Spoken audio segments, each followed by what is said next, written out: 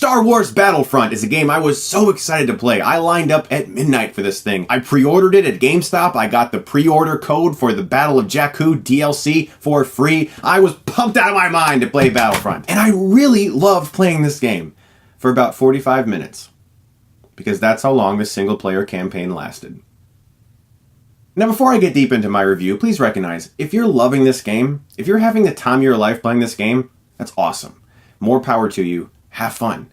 I enjoyed this game at times, but there are times where I hated this game, and I'm going to talk to you about the positives and the negatives of Battlefront because I experienced both. And as per usual, let's talk about the positives first. The graphics are fantastic. I loved the look of this game. You do feel like you are in a Star Wars universe. Playing the Battle of Tatooine as Boba Fett is marvelously fun. The control for all of the characters is great. I loved wielding my lightsaber as Luke. I loved playing these battles as Han Solo or Luke Skywalker, swinging that green lightsaber around, or even just as the Rebel soldiers or as the Stormtroopers. That was a lot of fun. The single-player campaigns in which you go for tokens and try to get 100 of them, the speeder bike was tons of fun. I enjoyed flying the X-Wing or the TIE Fighter around. All of the vehicle stuff and the single-player stuff is a lot of fun. While it lasts. When I was younger, I had the first two Battlefront games for PS2. I was stupid and I traded them in for something at some point. I don't have them anymore. I will buy them back because I loved those games. They had extensive single-player campaigns and they were tons of fun. This newer Battlefront game is solely reliant on its online multiplayer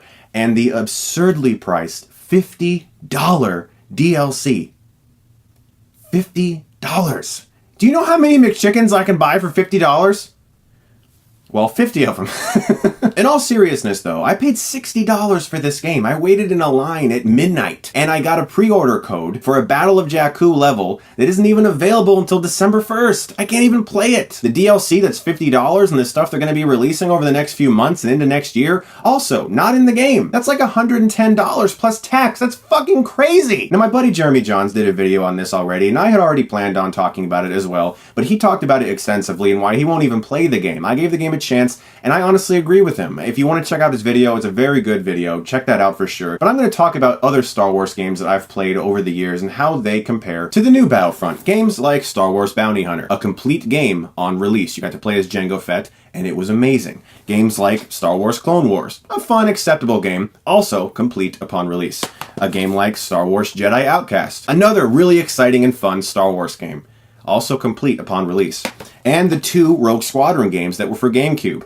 Rogue Leader being an incredible game, which features far better flight mechanics than the new Battlefront game. Also, by the way, both of these were complete upon release. As a kid, I adored games like Star Wars Episode 1 Pod Racer or Star Wars Shadows of the Empire. Very underrated game. Not a lot of people talk about this. Great one. Or Star Wars Battle for Naboo, the unofficial sequel to Rogue Squadron, which was also great. Oh, and by the way, all of those games were fucking completed upon release. They all cost about $49.99, which was the standard price for games at the time, and you never had to pay another dime to get any other content. All of the content available in games like this was the content you wanted to play when you saw the trailer for the game, and you got to play that as soon as you brought it home from the store, and it was amazing. Those times are gone. Now, people rely on DLC. The $60 plus tax I paid to play this new game is a horribly absurd price for the amount of things you get to do. Yes, it's a fun-looking game, and oh my gosh, it's Star Wars, and I obviously love Star Wars, and I can't wait for Force Awakens, but the Battle of Jakku land isn't even available upon release, which is the main land I wanted to play. The single-player campaign is a joke of a length. It literally took me about 40 minutes to play everything. I'm not even kidding. It took me about 40 minutes to maybe, at most, an hour to beat all the single-player stuff. So let's talk about the online multiplayer, because for some people that's going to make or break this game. Now look, as I just told you, I have played virtually every single Star Wars video game ever made. Even the old shitty X-Wing Atari thing that's just little lines. I've played them all, as well as the first two Battlefront games. So I feel that I am well versed in Star Wars video games and that I am actually very good at them. My experience online was plagued with what some people call insta-death. You see someone over there,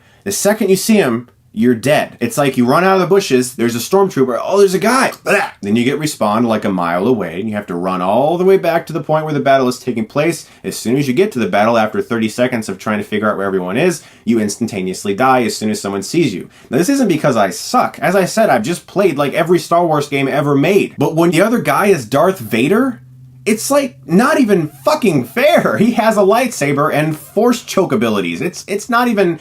There's no game. It's just you run around and die.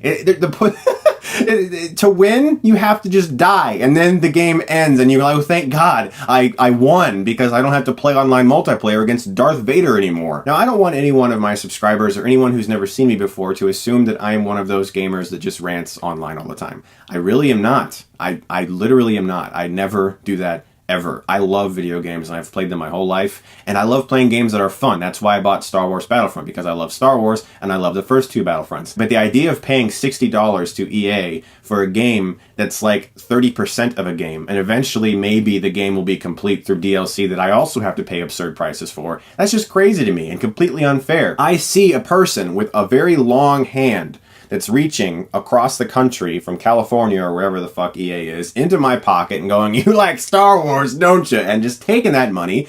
And that's my experience with Star Wars Battlefront. I had fun for like an hour. It's a great looking game. It's fun to hear John Williams' music as your Luke Skywalker, but there isn't enough of that. If there was a bigger single player campaign for people like me who actually enjoy single player games, I would have a blast, but there's just not enough. The DLC is absurdly priced, and the online multiplayer is just, you just run around and die. That's all you do. That's all I did. Be like the new Super Smash Bros. Game. Release a great, completed game, and every few months, maybe put a new character out for $3.99. That's awesome. They're releasing Cloud soon from Final Fantasy. That's a great idea. Stop with this $50, $60 DLC shit after you've already got people to buy your game. I'm actually not going to rate Star Wars Battlefront, as I do all of my video game reviews, because I don't feel like I've played a complete game.